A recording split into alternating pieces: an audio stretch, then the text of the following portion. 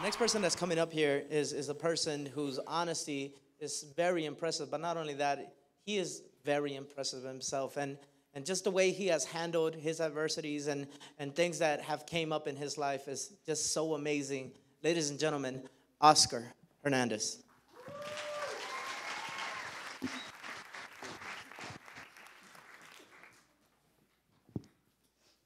Hello, everybody.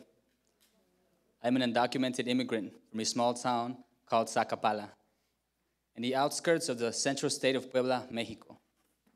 A small town filled with avocado trees and stone houses, where the streets smell of chiles and firecrackers. From the city, you can see El Popocatépetl and Itzlacihuatl, a volcano and a mountain right next to each other. They tell the legendary tragic love story between an indigenous warrior and his princess that died for love.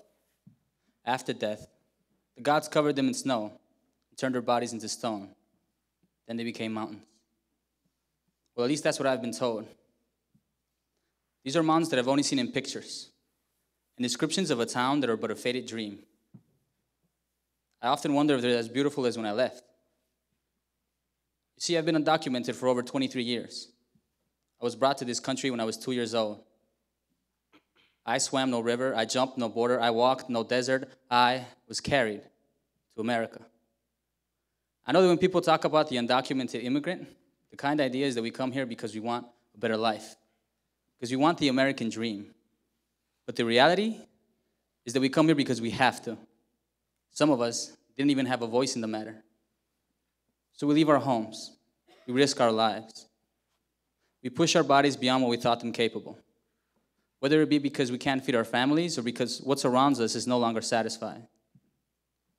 Take a moment and picture a runner in a marathon, pushing his body beyond the point of break. His legs shaking, his heart humming, oxygen rushing through his lungs, bursting out of his ribcage, sweat melting from his face like candle wax. A runner runs because that's what a runner does.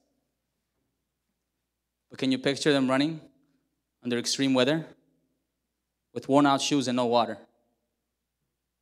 Can you imagine a 14-year-old boy running through the desert?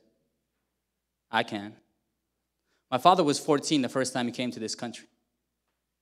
And he would run back and forth because that's what some immigrant boys do at 14. They have a desire and they run after it.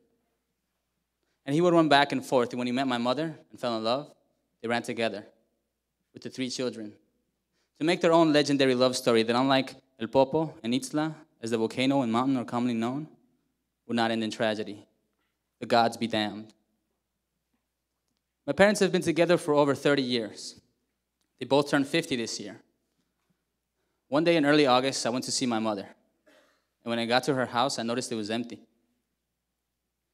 My father was at work, so I assumed she had gone on her morning walk. And I called her. But when she answered, I heard a lot of static over the phone. Her voice was a mixture of anxiety and excitement. She told me she was on a bus heading to New York, where she would be picked up by my aunt and taken to Pennsylvania to see my grandmother. And I was scared. My mother's a short lady with a heart the size of a boxer's swollen fist. She's strong, but she's scared of everything. This is the same woman that doesn't drive downtown because she's afraid to get lost. Too many one-way streets, she tells me. And now, she will be crossing Alabama and North Carolina. She doesn't even speak English. She also left without telling anybody. Not even my father knew. Well, she did mention it to us, but we didn't take her seriously, I suppose. 3 weeks later, my father went to get her. And when she came back, I took her out for a belated birthday dinner. And I asked her why she left the way she did. She should have told me that I would have helped her. After all, we are the closest friends. But she told me that it had to be done that way, that I would have attempted to stop her, that I couldn't stop her. You see, it had been over 10 years since she last saw her mother. And she made up her mind that not one more day would pass, not one more day without knowing what it felt like to hug her, to hold her hand and see her smile. She took this trip because she wanted to celebrate her 50th birthday with her mother.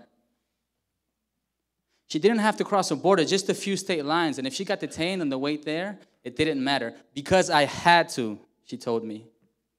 And nothing would have stopped me. This was the closest I felt to her. I felt that now we shared this moment of awakening, this realization. Something similar happened to me when I was 19. I sat under a tree. I had started my own landscaping business, and I was exhausted from work. I felt the warmth of the sun and the coolness of the shadows. I could hear the roarings of the lawnmowers. Across the street from me were my employees, mowing the lawn of one of my clients.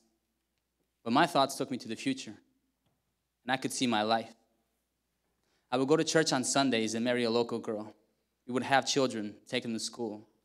We would grow old and watch TV. Our children would give us grandchildren, and we would watch them play. And one day, many years in the future, we would lay down in the same bed we both shared and sleep, but only one of us would wake up. Eventually, the other one would follow. At that moment, the thought that went through my mind was, wow, that is incredibly boring. I can't die that way. I can't live this way. I can't keep mowing lawns. I started to ask myself if my surroundings dictate who I am. For many years, I had been programmed to think so and work. I'm Mexican. That's what Mexicans do. We mow lawns we don't own. We build houses we can't afford.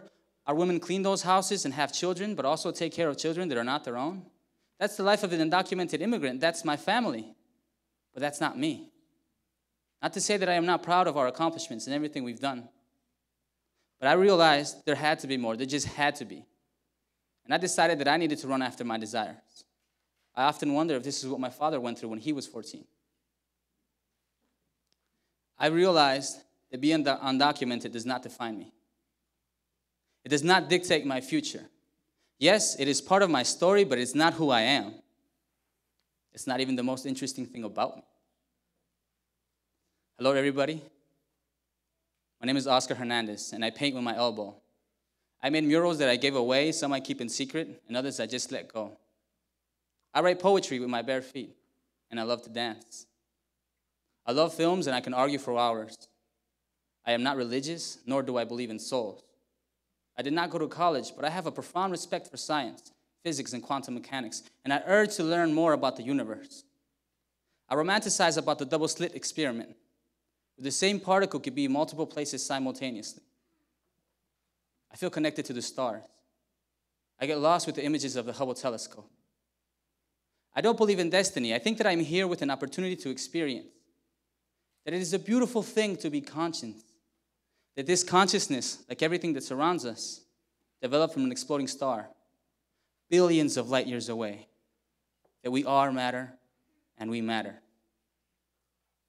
And when I say that I will walk the jungles of the Yucatan Peninsula and feel the history of my ancestors, that I will climb the Himalayan mountains and taste the frozen waters, that I will go to India and lick the Taj Mahal, that I will experience an aurora borealis, that I will find a connection between the subconscious, time, and quantum mechanics, that I will paint something that you cannot ignore, that I will write something that will make you feel, that I will travel the world and meet people with nothing who are willing to share that nothing, that if I die, I will not be found, and if I am found, I will not die, that I do these things not because I want to, but because I have to.